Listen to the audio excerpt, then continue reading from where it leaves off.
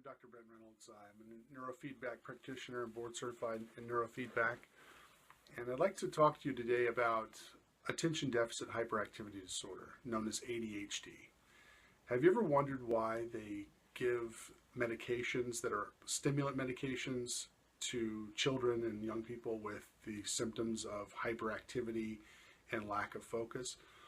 One of the reasons for that is because we found through testing with QEEGs or EEGs that summarize brainwave activity that people who suffer from ADHD often produce slower than normal and smaller than average certain brainwaves, the faster type of brainwave. And what they do is they give medication that is a stimulant that increases the speed of those brainwaves, which produces a calming effect. Most of what our brain does throughout our life is to become activated to cause inhibition. So your brain has to be very active to suppress unwanted movement, unwanted speech, unwanted eye movements, fidgeting, lack of focus, all the things that go with ADHD and hyperactivity. So your brain has to do a good job of speeding up to slow down, if you will. So they give medication for this. It works because it speeds up those areas that are deficient, but it also speeds up other areas that are perfectly fine. So you have side effects that go along with these medications. Our approach with neurofeedback and the equipment we use is called BrainCore therapy, is that we want to speed up and train the areas that are the weakest and leave the other areas that are working just fine alone. So what we do is we find out where in the brain that they're producing slower than average and smaller than average brain waves, leading to symptoms. And we put sensors over that area. And then we're going to reward the patient by whenever they produce a faster brainwave in that area, we're going to change something in their environment. The something that we change is usually a TV screen. With the light and darkness of the TV screen, we can set the machine. Let's say the brain waves that we want to produce are up at this level. So the brain waves will be produced like this, right? And when maybe they're being produced like this, and we want them to be at this height and this speed. So we set the equipment, set the machine at this height, and when they produce a faster brainwave and a larger brainwave in that particular area, they get rewarded by the screen lighting up. If we do this over and over, the brain figures out how to do this on its own, and it literally can rewire nerve cells in the brain in a healthy, gentle way, a natural way to focus and produce the calming effect that goes along with increased size and speed of certain brain waves in certain areas of the brain. And we call that, the term we use when you change your brain for the good in that direction, is called neuroplasticity. And that's for long-term benefits. We want to get to the root cause of the attention deficit hyperactivity. And we do that through training, through neurofeedback. So if you want more information on this, feel free to visit our website, newlifechiropractic.com, and have a great day.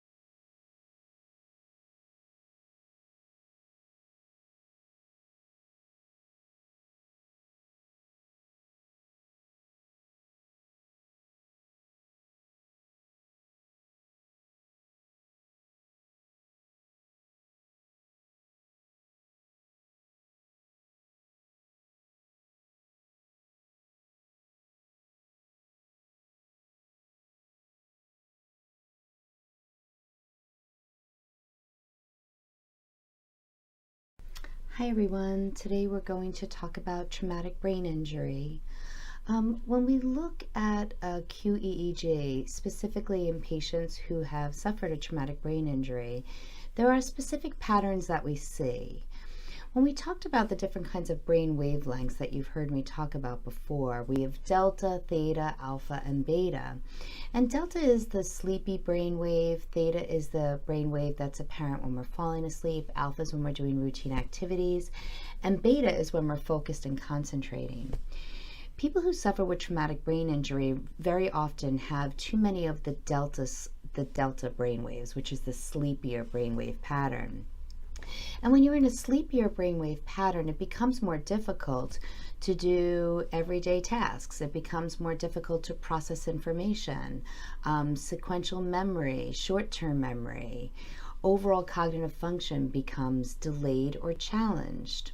It can also present in motor function challenges, so not being able to move our bodies the way we used to be able to move them. So neurofeedback for patients who have traumatic brain injury is very specific, where we work on the areas of the brain that show these levels of dysregulation. So neurofeedback is we put two sensors on the scalp, we have the patient watch a movie, and when they're in the proper brainwave pattern, they're producing higher brainwaves. These higher brainwave patterns allow us to process information more clearly. It also helps with our memory, it can help with our motor functions, and so on. So if you know somebody who has a traumatic brain injury, there is help available. Feel free to give them our information so that we can help them. Thanks so much. Until next time, bye-bye.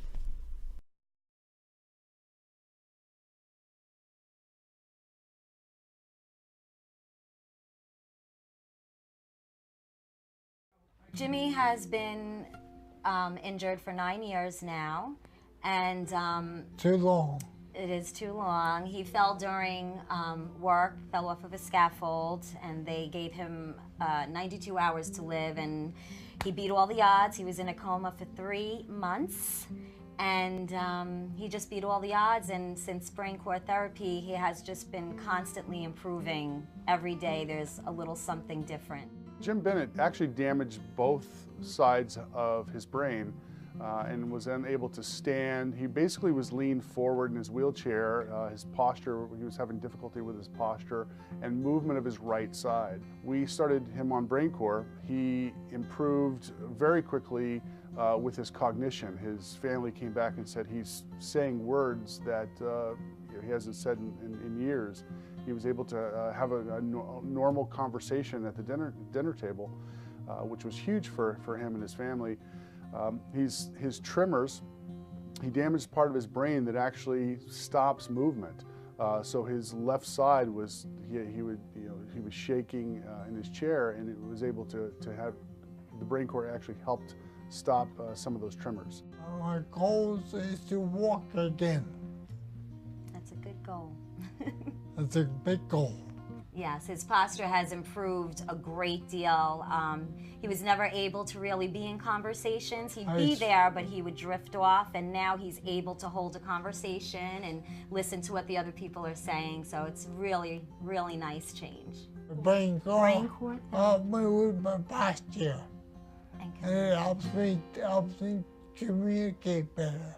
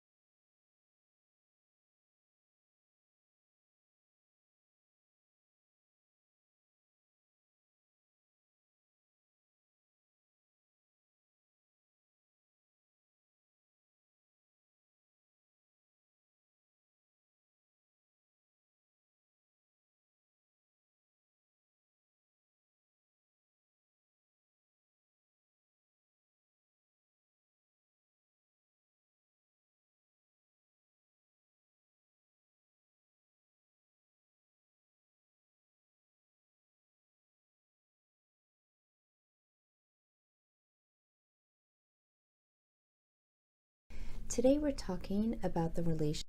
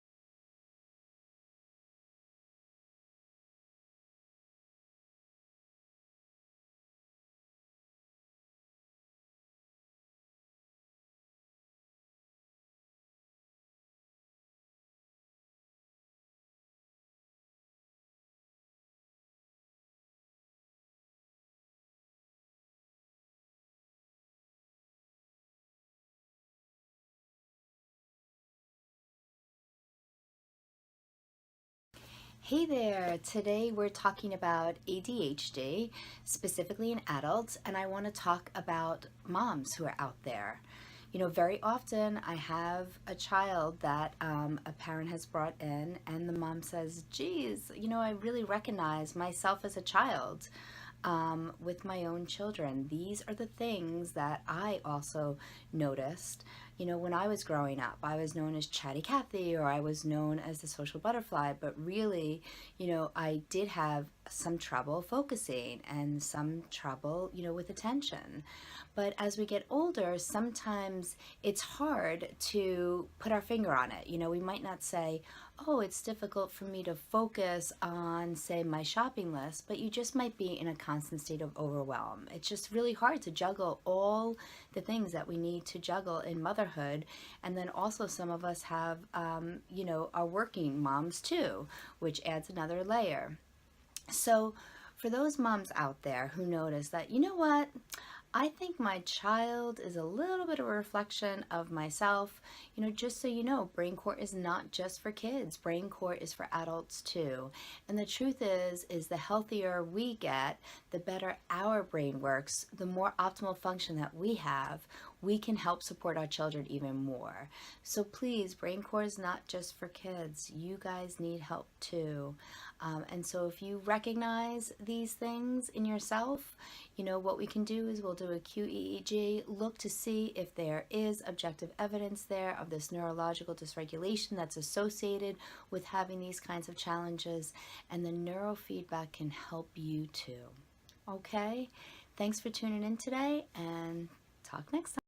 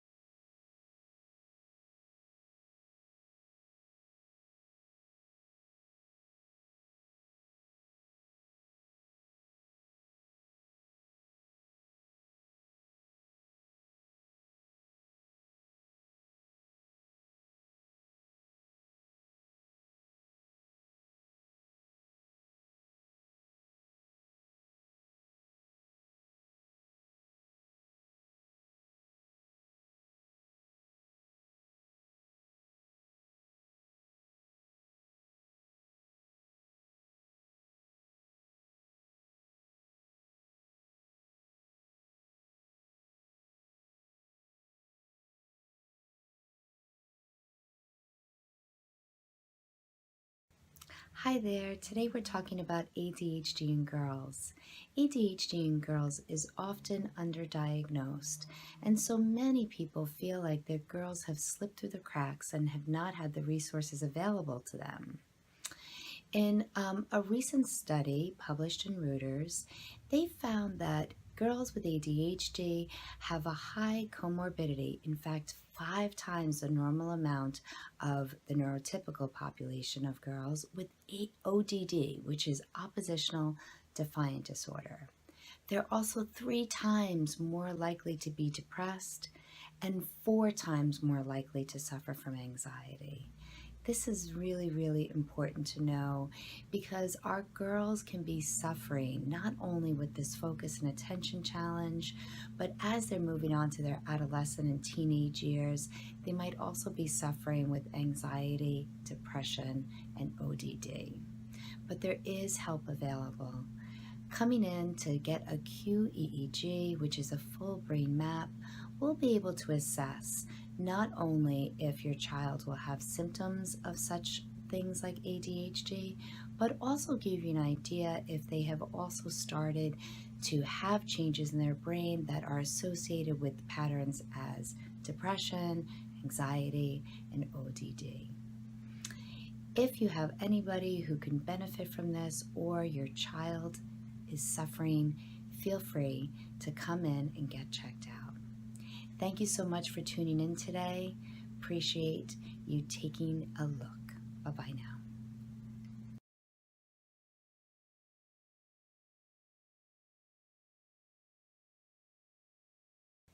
Hi there. Today we're talking about ADHD in girls.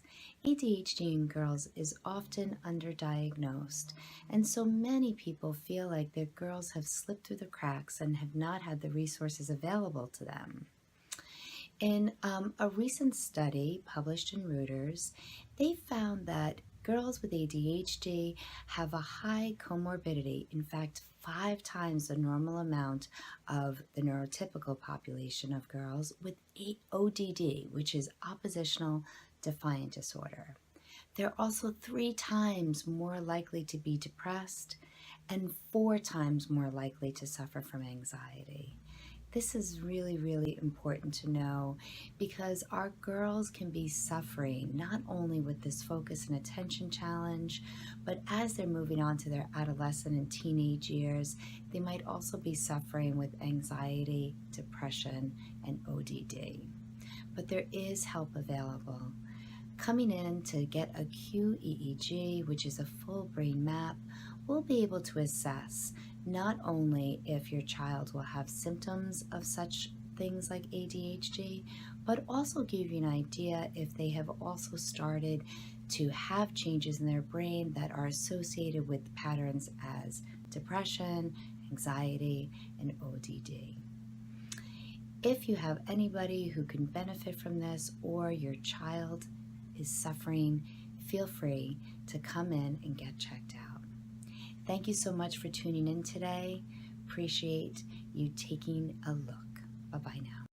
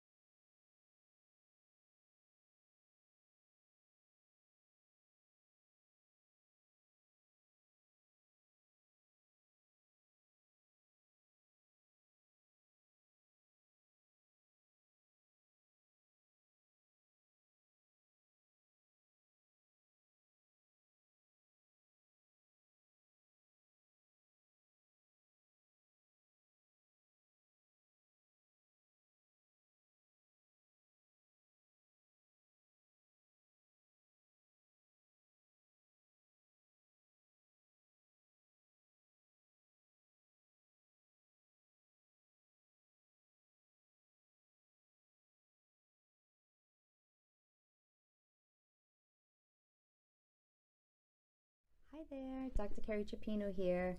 Today we're going to speak about ADHD and sleep.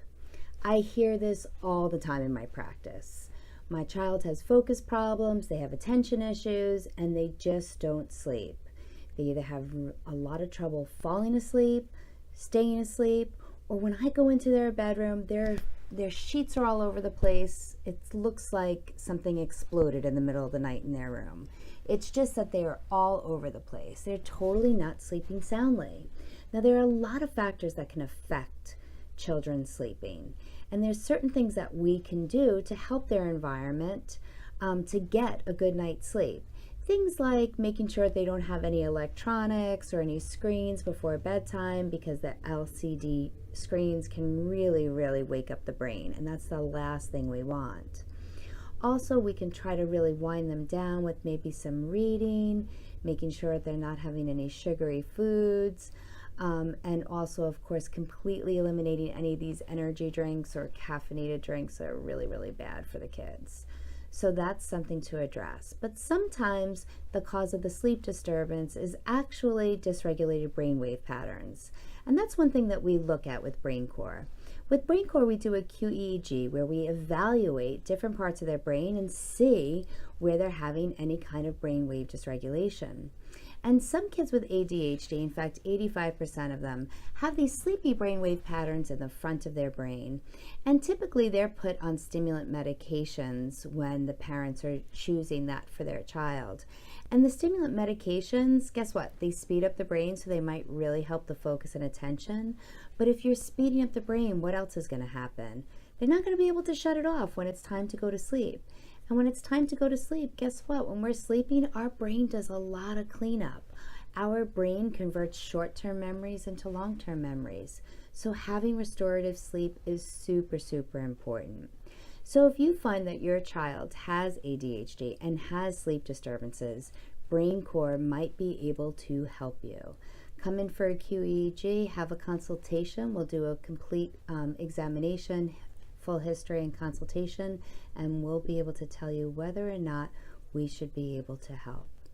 Thanks for tuning in, and we'll see you next time. Bye now.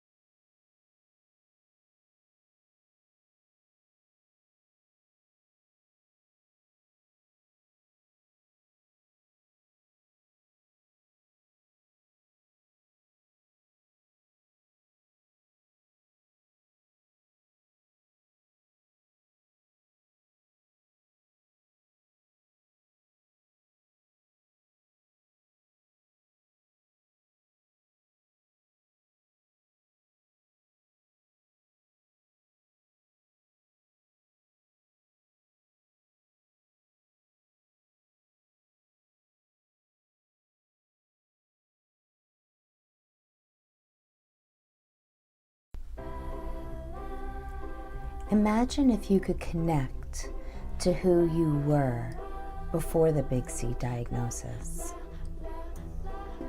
Wouldn't it be amazing to tap into the way you used to feel? Your feminism, your vavoom, your life, the way it was. I've been there.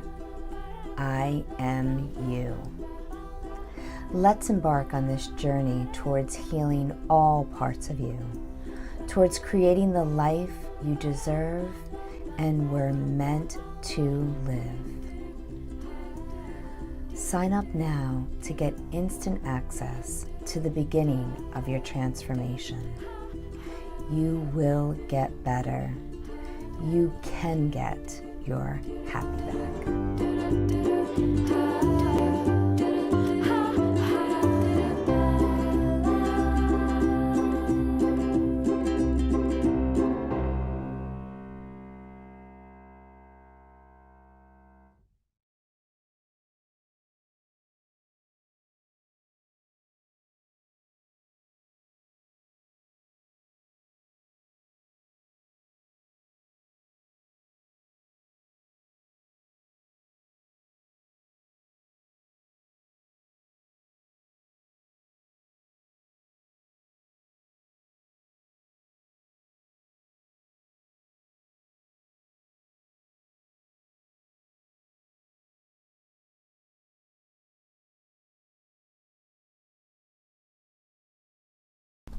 Hey ladies, just wanted to let you know that the Healing Boobies meditations are now available for purchase.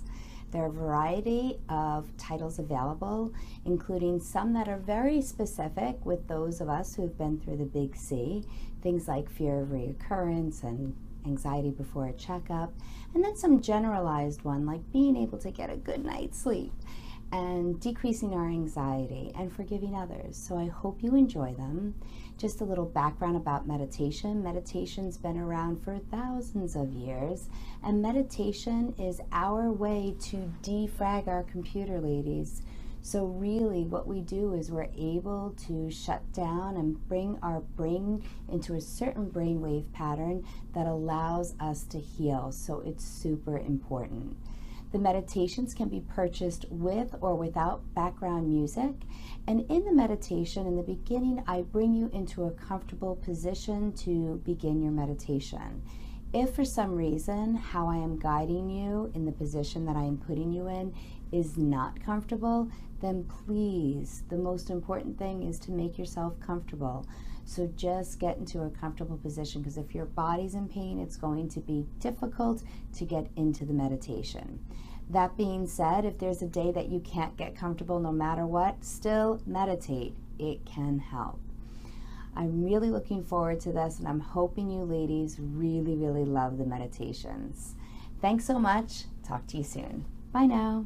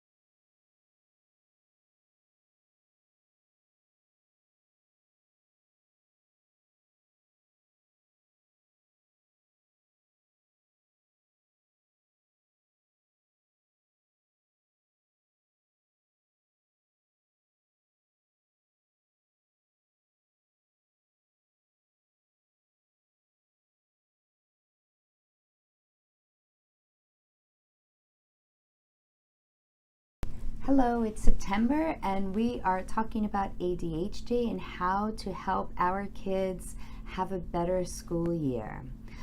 Very often I'll hear parents come in with challenges with their children with focus and attention, and one of the first things I recommend them to do is to do a QEEG, which is a full brain map, so I can see if I see evidence of their challenges with certain brainwave dysregulations. So when I look at the QEEG, I'm going to show it to you right here. This is the thing that we see very often, in fact 85% of the time when we see kids that have ADHD diagnoses. And this is red and yellow in the front of their brain in theta. And theta is that brainwave pattern that is associated with falling asleep, okay? We should not have high theta waves as we're going about our normal day. We should have high theta waves as we're laying in bed trying to get to sleep. And so you can imagine this is why kids might have challenges with focus and attention, because they have too many of these sleepy brainwave patterns in the front of the brain. How neurofeedback helps is we put two sensors on their scalp and we reward their brain as they're watching a movie by making the movie bright, and they can hear it very well when they're producing higher brainwave patterns in the front of their brain, not those theta brainwaves. In the front of the brain, it's also where we have our attention areas. So areas of dysregulation in the front of the brain are a telltale problem that there's going to be a challenge with some kind of learning. So if your child is having challenge with focus and attention and you want to know if neurofeedback can help, the first thing I would recommend is get a QEEG so we can evaluate their brainwave pattern. And at that point, we'd be able to let you know if your child is a candidate. Thanks for listening. See you next time.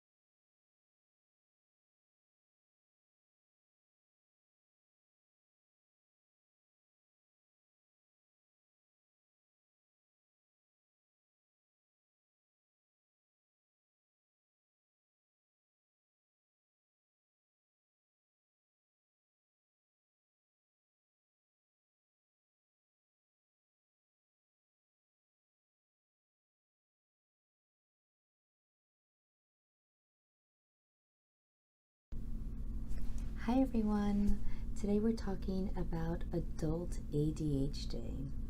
You know, ADHD has been around for years and years, and most of the adults that I treat now really feel like this is a struggle that they've had their entire life, and it was sort of swept under the rug, and it was really disciplined instead of addressed clinically. So instead, children were told to sit down, they should be seen, not heard. Stop with all those ants in your pants. You're not a jumping bean. Sit down and behave.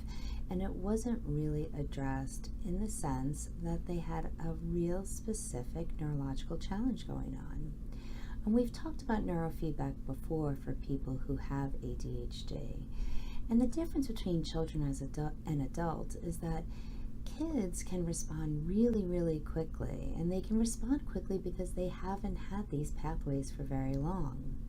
But when I treat adults, very often they started with ADHD, and then as it progressed, they can also progress into certain other kinds of challenges, like having not the best attention span, but also have developed an anxiety disorder later in life, or maybe experience some depression.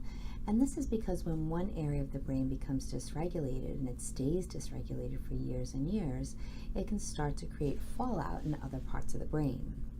So with BrainCore, what we do is we do a QEEG, which is a full brain map, and that brain map is able to tell me where the dysregulation in the brain is and what kind of dysregulation is present. So we talked before about how as the brain responds to its environment, it speeds up or it slows down. And so sometimes the brain is not able to respond as well as it should. Neurofeedback helps to make new connections in the brain, allowing the brain to function in a more normal way. So yes, neurofeedback can help adults with ants in their pants, or shall I say ADHD. It can also help with challenges like anxiety or depression that kind of came along because of the chronic dysregulation that's creating the ADHD. All right, until next time, hope you found this helpful. Bye now.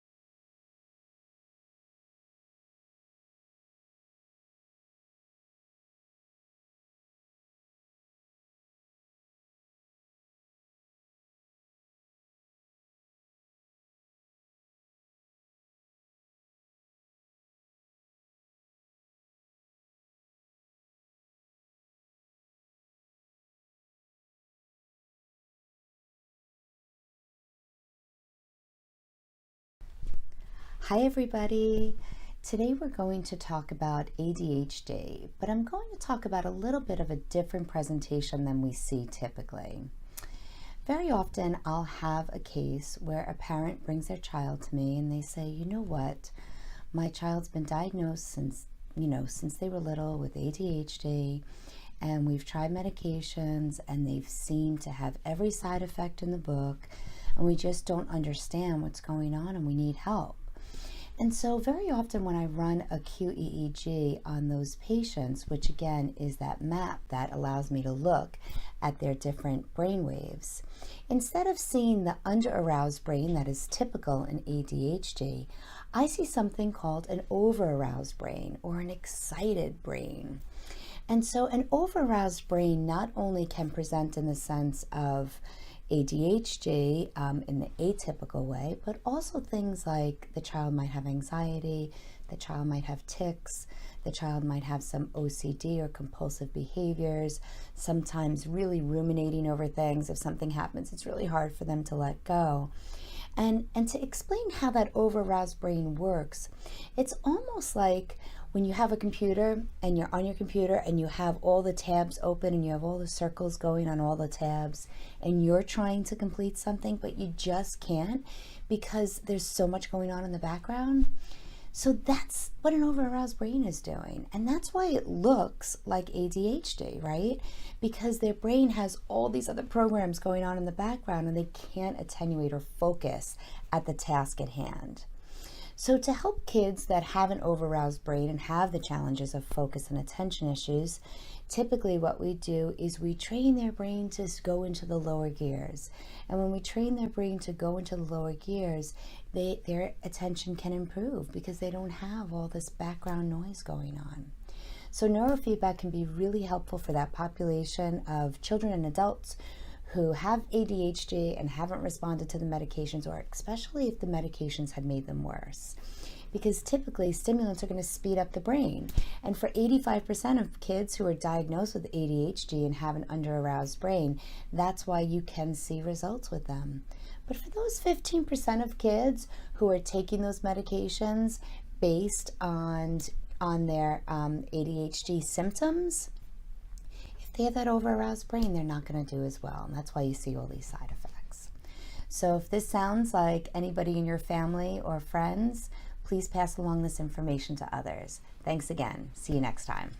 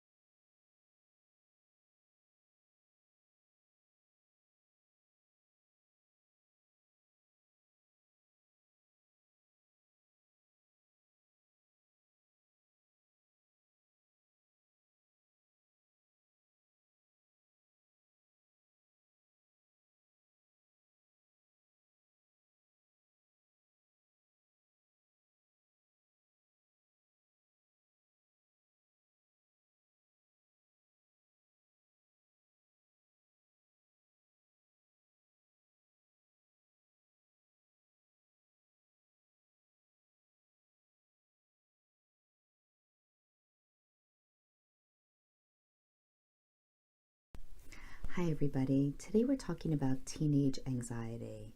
There are a lot of demands on teenagers nowadays. The academics, the athletics, the social pressures, and some kids are able to manage better than others, just like certain adults can manage better than others. And today I wanted to talk specifically about neurofeedback and how neurofeedback can help with anxiety. You know, I've talked to you before about how the brain is supposed to shift gears, right? Speed up to learn something new, slow down when we want it to go to sleep, and then stay in kind of an idle gear when we're doing things that are routine. When kids get stuck in this anxiety, what happens is that they get stuck in these higher gears. It's called beta waves, and this is why they may not sleep as well as they should, or why they just have that constant angst. And this is really, really important to address. I hear more and more cases of teenagers finding other ways to deal with their anxiety, whether it be drugs, alcohol, cutting. I mean, I've heard so many challenges. And this is a non-invasive way to really help your kids get the help that they need. This is a tool that we can use. Neurofeedback helps to train their brain to have a different pattern. So instead of being revved up, we're rewarding the brain every time it slows down. And what greater gift can you give your kids but the ability to self-regulate themselves, right? You know, if this prolongs, then they find other ways to make themselves feel better, and it's not always the best choices. And we know that the prefrontal cortex, which is the front of the brain, really develops while we're in our teenagehood, you know? And so without that development, they're not able to inhibit their brain the way it should. So in other words, they might make impulsive decisions. And this impulsivity can really create lots of challenges for the whole family dynamic. So my suggestion is, if you have a child that's struggling with anxiety, don't wait for these other things to pop up. Address it now, address it at the source, and get a QEEG so that we can see if that's what's going on with them. Thanks for listening. Talk soon. Bye.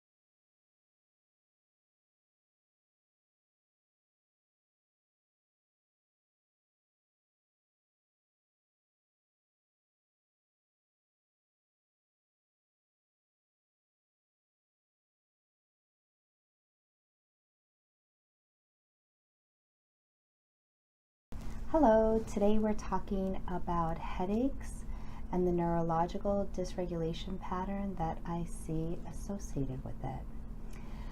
A brain, when it's functioning normally, is able to shift gears all day long, right? So we're able to speed up when it's time to learn something, slow down when it's time to go to sleep, and maintain this sort of neutral gear when we're doing things that are routine for us. Very often we see in patients who suffer specifically with migraine headaches is that we see that they have this sped up version of their brain. So their brain is just in high gear all the time.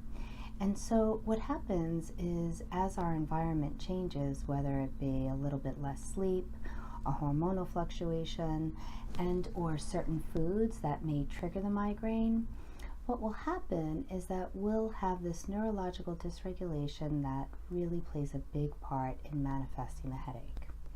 So with brain core therapy, what we do is we train the brain to be in a lower gear.